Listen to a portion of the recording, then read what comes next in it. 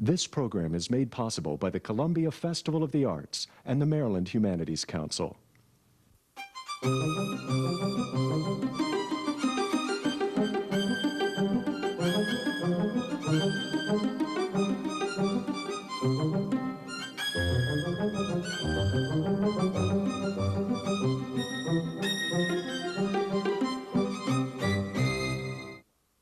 Host Cornelius Eady talks with poet Robert Bly. Welcome to Writing Life. I'm Cornelius Eady. We're here today speaking to Robert Bly, author of over 40 books. Most famously, I would imagine, the Aaron John and Sibling Society books, but we're here today to speak to him as a poet and then concentrate on his poetry. There have been many things said about Bly as a poet.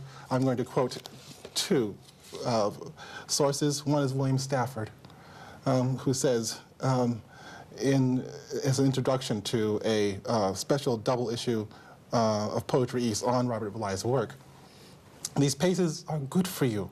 They enhance your life. A few of them every day, mixed with ordinary reading, will keep up your appetite, provide incentive, and maintain hope. One page supplies 20% of the minimum daily requirement of wonder and mystery. Along with religion, they will sustain you even in conditions of extreme stress. For chronic spiritual anemia, you should consult your family poet." That's lovely. And secondly, to sort of like bookend this, is something by Diane Wojcicki. "Robert Bly has a fascinating mind, and his ideas are intriguing, even when he is dead wrong, as he often is." That's right. I sometimes say ideas just to see how they sound when they come out of my mouth. Well, I actually think that comes from your absolute delight of the world, and the way you question everything and examine everything. I love that. When I first encountered your work as a teenager in Rochester, New York, where I grew up, it was through your book, The Light Around the Body, which I was immediately drawn to as a young poet. In fact, that summer, I was trying to become a poet, as a matter of fact. I'd just written my first 3 poems. 4 poems got published. How old were you? I couldn't have been more than 13. Wow. Wow, that is early. Yeah, my poems got published in a literary magazine, and I suddenly realized I had stumbled onto something, but I didn't know what it was. You know, so I found myself in the library reading everything I possibly could find, and when I ran to your book, I was just drawn by the clarity of it, by the way you took the world in. A lot of them were pastoral. And of course I was living in the city. I was living in urban, but they connected on me in really deep ways. Yeah. And I really loved and admired that book, and that got me hooked on a lot of other things, and led me to a lot of other things, like for example, also to Neruda, Pablo Neruda. Right, and to many other poets, thanks to you. You know, answer those questions. But the book was also dealing with the Vietnam War. Yeah. And at the time, one of the things that I felt that again drew me to the book was the clarity and the power of the honesty of the voice, just saying what I felt needed to be said at that moment. Well, it was terrifically interesting because sometimes in universities they would have seminars on the Vietnam War and the Geneva Accords, but the teachers were usually sociology or political professors, and they spoke dispassionately, you know? Yes. And then they needed the poets because the people in the audience were feeling anger, betrayal, terrible distress. And so when the poets came forward and spoke and expressed some of that, then the people in the audience felt this is real, this is the way we feel. So I think that's one reason that the poets ended up doing a lot of the work, you know. Yes, I agree. We had American poets against the Vietnam War. We had rallies everywhere. Sometimes Galway and I gave 3 in one day, you know, at various universities. I remember that those are quite popular. Thousands of people would show up for those readings. One of the poems that came from that book is Counting Small Boned Bodies, which I think was really a fabulous poem, and I think that perhaps you'd like to talk a little bit about how the poem came to be. I was in the Second World War, and one of the things I noticed is that, I mean, I wasn't in combat, but I was in the war, that when we attacked the Germans, for example, it didn't say, they didn't count up the German bodies.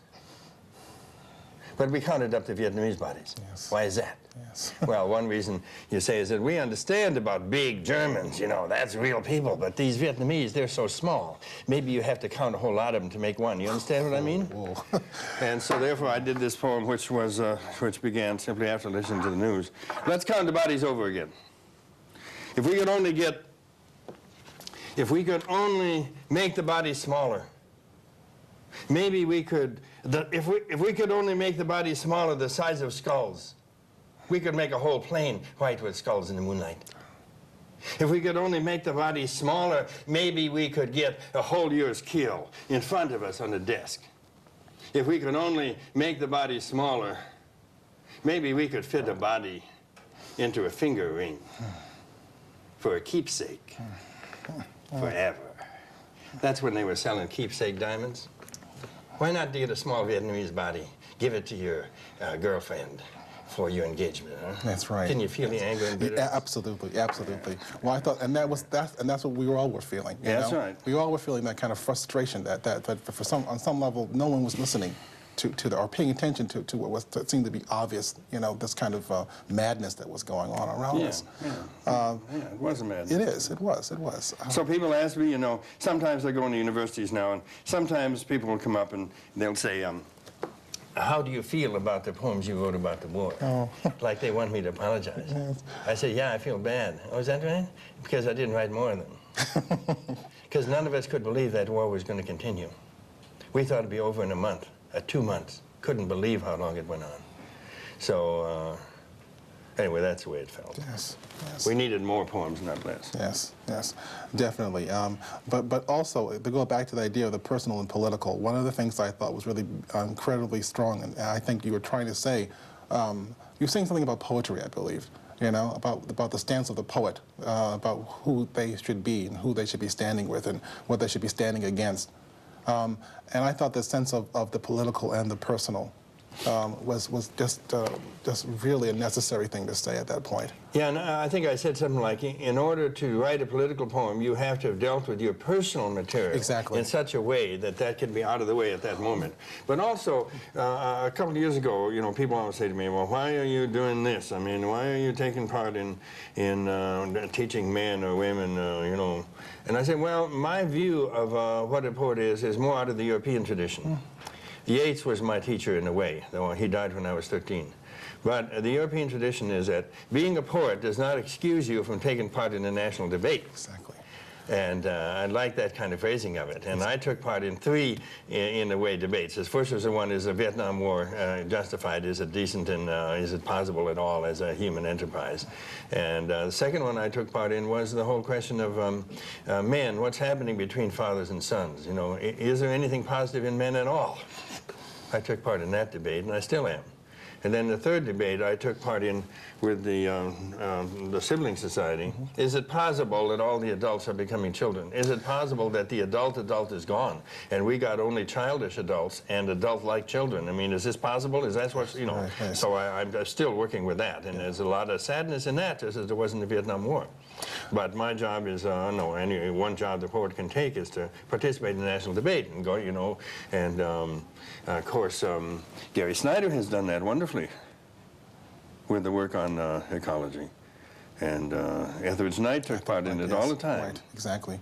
Yes, I think that, again, that's really a very, very, that idea of male energy. Was, I think it's good that sort of like gets carried over to the wall, the kind of very destructive sort of male energy that I think you've, in a way, I guess you could say you've been dealing with this all along, you know, in one form or another. Yeah. You know, I noticed that after the war was ended and you really started your sort of baby steps towards that idea of you know, what is the purpose of that male energy? You know, what can we do? How do we identify it? How do we deal with it? You know, and which led to the Iron John books. You know, I wanted to talk not about the Iron John books, but maybe about the idea of the sense of the male, that male energy. Well, there's two things you could say. You know, one is that my boys came along after my daughters.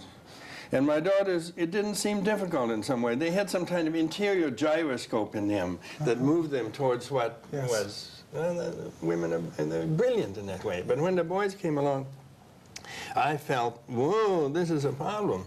And partly because I didn't know, did I want to pass on to them everything I got from my father, who was an alcoholic and probably came from a long line of alcoholics on the male side? And if I didn't want to pass down to him everything I got from him, then what do I pass down? Then I had to start thinking about what is the masculinity. And of course, the general feeling everywhere in the world is that without some kind of initiation, without some kind of attention to the younger man by older men, not older than the father, without that, the warrior energy is going to remain brutal. The lover energy is going to be brutal. Men are strange. Men are weird. They need an older man to guide it. And of course, there was a lot of opposition to that, and still is. But most of the work we did in the men's movement, getting men together, which we still do. I do 6 or 7 of those still every year. To help the men talk about their own shame, to help them talk about how they feel about their fathers. A lot of weeping in these things. There isn't any criticism of women. Actually, this is, so, and now it's coming into mentoring. I noticed a couple of things. One was that you're telling me that this came out of your family. Number one, when your own sons enter into your own family. Another thing that you made me think, remember, was something you said at your reading yesterday. This is what you told your mother, that your poetry came from her, which I thought was a very interesting thing a wonderful thing to say. Well, you know, my mother's ill now, so I'm leaving soon and go back to see her again this afternoon. And she took me for, well, she loved poetry and she loved all of that. And she gave me a blessing as a son. And D.H. Lawrence said, when your mother blesses you or gives you that energy, there's a lot of drawbacks in it. At the same time, you may open like a bud. And if you haven't been blessed that way by your mother, you may stay closed as a bud. So I had to say to her, you know, all my poetry came from you. Yes, that was a wonderful thing to say. It really was. I also noticed how many men and she couldn't reply, but she held my hand like this, and I could feel her thumb was so strong in holding onto my hand. And she wanted to hear that, and she knew it was true in a way. Yes. That's wonderful. And you know, you made me think of the fact that I actually believe it's the same thing, that we learn our language from our mothers. You know, that's the first thing we actually hear, and I think that's what I was connecting to when you said that. And in a very interesting way, I felt the same way. I realized at that moment that I felt exactly the same way. That was a very true thing for me as well. You've been blessed. I can. That's right. That's right. I mean, that I get that energy. Of course, that made sense. That's where the energy comes from. It has to come from there. I was also. Here's a tiny detail. People say you cannot write poetry in any language that you did not hear in the cradle. Ooh. And that means you were hearing it first, the expressions of joy, sorrow, etc., in sounds from your mother. You heard it way in the cradle.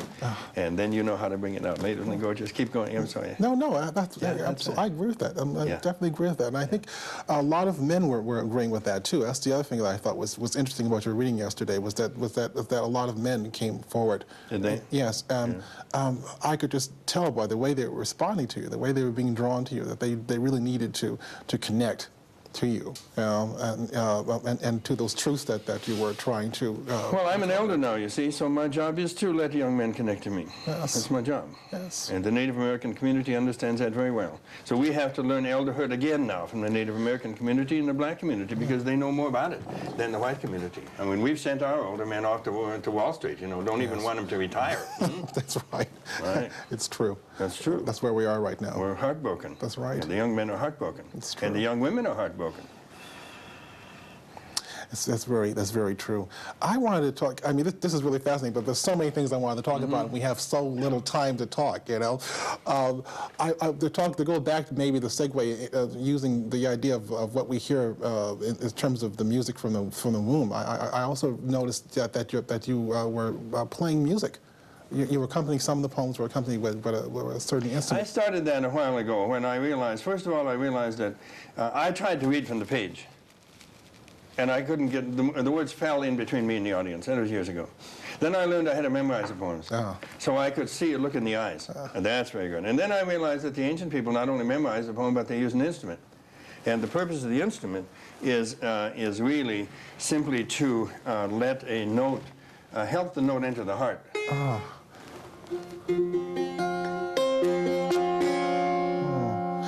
Could you tell the audience what the instrument is?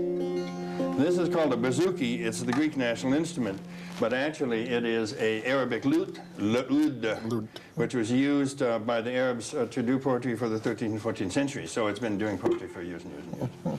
And I use it because, you know, if I do a guitar, then everybody remembers our high school prom, and they don't hear the poem. But if I do this, there's no memories there. All I have to do is hear it. So I'll give you one poem that I did for my new book called Morning Poems.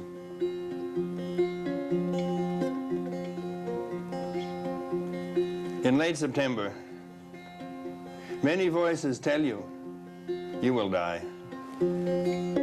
That leaf says it, that coolness, all of them are right. There are many souls. What can they do about it? Nothing. They're already part of the invisible.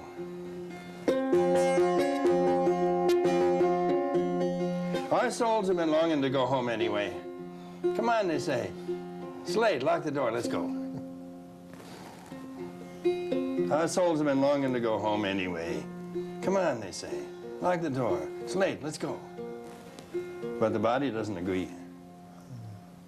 The body says, we buried a little iron ball under that tree. Let's go get it. So the poem is called Why We Don't Die. And I couldn't decide at the end because the iron ball wasn't quite right. Actually, I buried little metal boxes, little tin boxes when I was a boy. But if I say, let's go find that little tin box, that people think there's a treasure in it. Right, exactly. But there isn't. But there isn't. Then I tried spools, because we often buried those little spools, you know, the beautiful little things.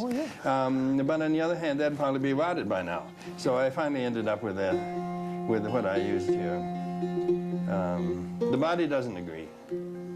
You know, the body says, we haven't learned Tibetan yet. The body doesn't agree. The body says, we buried a little iron ball underneath that tree. Let's go get it. That's marvelous. And also, the instrument works very well with your voice. It really does. I see what you mean by the idea of having this as the underpinning of your voice. Did you see this little thing I was doing? There's a woman named Jill Pierce in England who studies Hindu material, and they have ragas, and they have certain notes in them. And I saw her about 3 or 4 years ago, and she said to me, I've been listening to your voice on the tapes, and you are really singing the Guna Kali raga. And I said, whoa, tell me what it is. She says, I'll give it to you.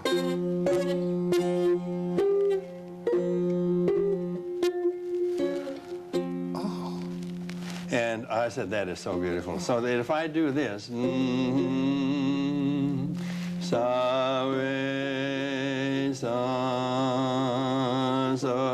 re ma re, I'll start weeping within 3 or 4 minutes, and I'll keep weeping because that's. So that was helpful. Yes, very helpful. So she showed you you actually unconsciously stumbled upon this. She listened to it, and it's in my voice. It's my kind of sorrow. Everyone has their own kind. Well, to use that as a jumping off place, those concerns what we've been talking about earlier are just peppered all the way through your new book. Which I think is just a fabulous, clear-eyed book. I'm really beautiful. It came out of Bill Stafford, as you know. Yes. For the last 30 years has written a poem every morning. And I loved him. He was 12 years older than I was. And I loved him. And after he died, I took up this in honor of him. And so I did that for the last 2 or 3 years. And I had about 300-400 poems. Most of them are bad, you know, that you're in the morning. But I saved 88 out of them and put them in here. But it was still more poems than I'd ever had in the book. 44 was my maximum before that. So I'll read you one of these little poems. The idea is that what you do is that you write your poem in the morning before you get up. So you get yourself some coffee and you lie there, and I need to have a safe place. So it's my bed or something, it's a bed. I usually have a blue coverlet on it because I feel safe then. And the coffee, right? And then I can do my poem. So here's one that I wrote. And also thinking about this whole question of sounds in poetry. What exactly? Ins and ands and ors. What are these little sounds? It's good to stay in bed a while and hear the A slyly hidden in sequacious and sent in the phrase summer world, the two ers. I especially like the in hidden in wood bins. Am I like the hog snuffling for truffles, followed by skimpy lords in oversized furs? For this gaiety, do I need forgiveness? Does the lark need forgiveness for its blue eggs? So it's a bird-like thing then, this hiding and warming of sounds. They are the little low heavens in the nest. Now my chest feathers widen. Now I am an old hen. Now I am satisfied. I get a lot of joy out of that. And you know, one of the things that Bill said is when you're writing this poem, you have to be open and take whatever comes along. So at this point I was saying, am I like the hog snuffling for truffles, followed by skimpy lords and oversized furs? For this gaiety, do I need forgiveness? That went fine. And then, does the lark need forgiveness? Where did this bird come from? Yes, suddenly. But if I hadn't put the lark in there, I wouldn't have got to the bird-like thing. So it's a bird-like thing then. Yes. This hiding and warming of sounds. They are the little low heaven. Because Gerald,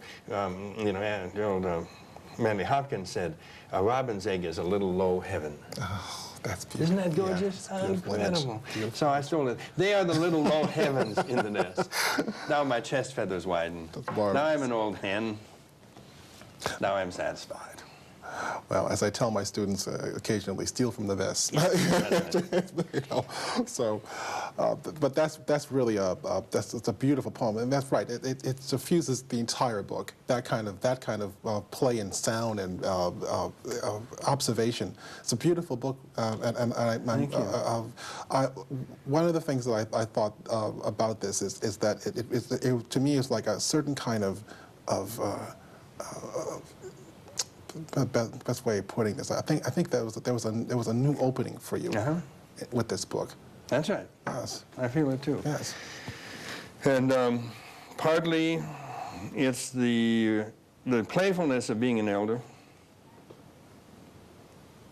and partly it's a number of men and women who have helped me over the last 10 or 15 years that have said, you know, your words are helpful to me. And that makes me feel as if I was justified in my life, that I did something. And also, I think it's a balancing of the male and female that happens. You know, everyone, we're 50%, 51% male, 49% female, but we live out our male life intensely until we're like 40, 50 years old. And then after that, that's what they say. Then your other side begins to come in, just like the male comes in for the woman often after the age of 50 or 55. Then the female is coming into me. And so didn't I say I was an old hen? Yes, exactly. Right. Nice. Oh, I wish we had a little more time to keep working on to read some more of these wonderful poems. But we are running. The clock is running, and I'd like to at least have you say a little bit about translation. Okay. About why do you translate? Well. One way you can say it is, maybe I didn't know enough when I was 20 to write any decent poems, so I translated. I still had the wonderful feeling of a great poem underneath me. Another thing you can say is that translation is the best way to study a poem. It's amazing how much you take out of the poem when you have to translate, look at where the commas come and all that. Yes. And the third reason would be that in America we have a wonderful literature, but it's only 100 or so years old. We don't have enough to sustain our own poets with that. We need to go to South America, we need to go to Europe, we need to go to Scandinavia and find and bring in things to help nourish ourselves. So I did that partly to help nourish other poets my age, but it turned out to nourish me. So I'm going to, do you want me to do this Neruda poem you mentioned to me? We have a few minutes, so I want to talk about a little bit about that, the idea, the sense of translation, because you're absolutely right. As a younger poet, that helped me tremendously. It really did. It broadened my sense of what is possible in a poem and where you can go as a poem in a poem. Also, the fact that they're bringing in that those other voices, those other concerns, I think really widened the idea of American poetry. Yeah. Again, what is possible. You said, you also said a very interesting thing. I think we're in a great time of translation. You know, the American language is so full of energy coming from the black people and everyone that it's amazing. It's like the Shakespeare's England. Yes. And I agree with that. That's exactly right. The idea now of this idea of new voices coming in, voices that weren't really listened to before, really does richen and deepen the sense of what is the American voice. Yeah. You know, it really isn't just one single thread. Right. There's many threads that That's go a blessing. into that voice. And it is American a blessing. as opposed to English. Absolutely. But the other thing I wanted to mention was something that you mentioned just before we started taping about Neruda, and about that poem, Ode to My Socks, which was that Neruda wrote that poem when he was getting on in years. Yes. Was something that never occurred to me when I was 17 years old or however old I was, and I started reading those poems. That of course it makes a lot of sense. Well, Neruda was a cancer, and as people say, the cancers, if you let them alone, will go down into depression, and they may stay there for 10 or 15 years. He wrote the Residentia and La Tiara, which is a poem with the greatest sadness and melancholy of any poem in the whole Western world. And he did that for 15 or 20 years, and he was down there. And then the tradition is that you go down and bring up that water. And if you survive then, without committing suicide, without going, you come up, you have water, and you bless everything in the world. And that's Neruda. That was Neruda. Yes. And here's a poem he wrote. He wrote Ode to My Socks, Ode to a wristwatch, and this was a woman had given him this pair of socks, which are very beautiful. Maru Mori bought me a pair of socks, which she knitted herself with her own sheep herder's hands, 2 socks as soft as rabbits. I slipped my feet into them, as though into 2 cases knitted with threads of twilight and goatskin. Violent socks. My feet were 2 fish made of wool. 2 long sharks, sea blue, shot through by 1 golden thread. 2 immense blackbirds, 2 cannons. My feet were honored in this way by these heavenly socks. They were so handsome that for the first time my feet seemed to me unacceptable, like 2 decrepit firemen, firemen unworthy of that woven fire of these glowing socks. Nevertheless, I resisted the sharp temptation to save them somewhere. As students keep fireflies, as learned men collect sacred texts, I resisted the mad impulse to put them into a golden cage and give them each day birdseed and pieces of pink melon. Like explorers in the jungle who hand over their very rare green deer to the spit and eat it with remorse. I stretched out my feet, and I pulled on the magnificent socks, and then my shoes.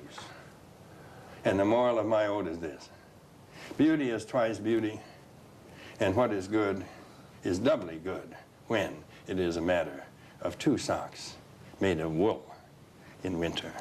All right. Well, thank you, Robert, for that wonderful, fascinating half hour. Thank you, Cornelius. Thank you, and really enjoyed it. Thank you. I did too. This is Cornelius Eady. This is The Writing Life. Thank you. Goodbye.